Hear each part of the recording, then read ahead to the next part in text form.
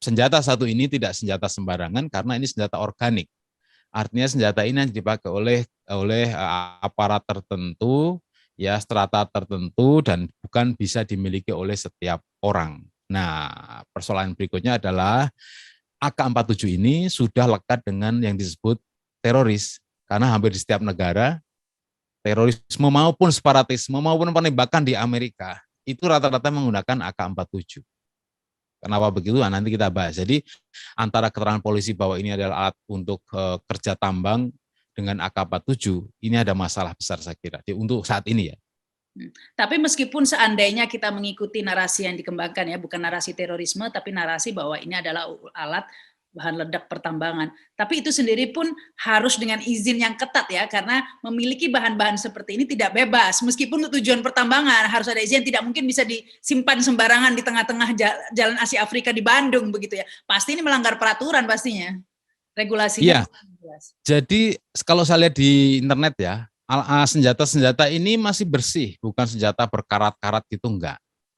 Kemudian itu yang pertama faktanya. Yang kedua, menurut keterangan kepolisian baru setahun lalu ya pemilik ini meninggalkan rumah itu dan namanya sudah diketahui. Artinya penempat atau yang berdomisili hari ini itu bukan pemilik senjata itu untuk sementara yang saya tangkap ya, karena itu adalah senjata yang ditemukan ketika mereka bersih-bersih rumah. Jadi menemukan di istilahnya di belakang di gudang lah gitu kan. Pekerja yang kemudian ditemukan senjata itu.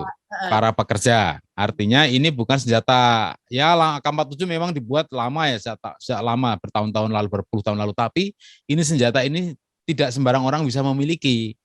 Nah, yang memiliki senjata ini biasanya kalau nggak organik kayak TNI Polri ya teroris, memang begitu. Maka dari itu saya kaget juga ketika kemudian setelah penemuan senjata ini maupun amunisinya sama sekali nggak ada chemistry dari media itu untuk menguak, untuk mencari, memburu berita secara mendetail apa yang sedang terjadi. Kok tiba-tiba media itu menjadi sopan gitu, tanda petik ya, menjadi tidak garang lagi. Berbeda ketika senjata ini misalkan ditemukan di pesantren atau di musola atau nggak ada juga golok Islam. Ya nggak ada juga. Coba kalau ini ditemukan di Petamburan aja, nggak usah pondok pesantren, di kawasan Petamburan aja. Saya kira ini beritanya sampai PBB.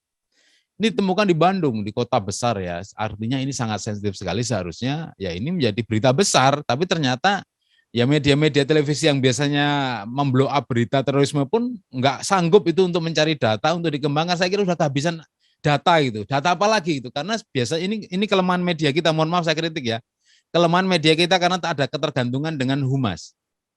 Nah, ketergantungan dengan humas Polri. Gitu. Jadi kalau humas Polri nggak melakukan publish, rilis, apa melakukan jumpa pers, maka bahan-bahan atau materi yang ingin disampaikan dalam berita itu seolah-olah nggak bisa, nggak ada. Gitu. Ini ketergantungan. Jadi ketergantungan kan beda dengan Sarita TV kan ada semacam apa namanya ya jemput bola. Kritisme. Humas, ya ini berarti tergantungan dengan kepentingan humas. Ya, jadi nggak kritis loh, nggak kritis, profesional juga menurut saya.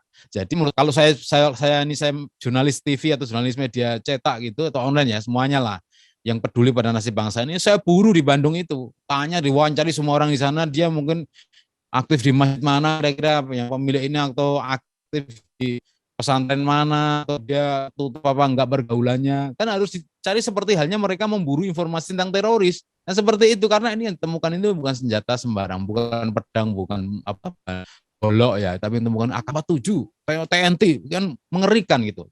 Khawatir aja saya itu, khawatir aja, jangan-jangan banyak seperti ini cuma belum terungkap. Nah kalau terlalu lama publish tentang motif kejadian ini, nanti mungkin beberapa tempat yang mungkin ada alat senjata seperti ini akan disembunyikan atau dipindah tempatkan oleh pelaku. Seperti itu kalau terlambat ya. Kenapa harus lambat? Secepatnya diumumkan. Iya, gitu. Karena memang belum adanya kejelasan ini karena masih didalami sehingga terus menimbulkan asumsi sebenarnya ya. Salah satunya ini asumsi-asumsi, spekulasi begitu ya. Bahkan juga yang beranggapan jadinya bertanya-tanya jangan-jangan banyak lagi di beberapa daerah lain ya. Ini di Bandung aja kayak gini, bagaimana di daerah-daerah yang jauh dari ibu kota begitu ya. Ya. Kan di tengah kota aja jadi liar. Begini.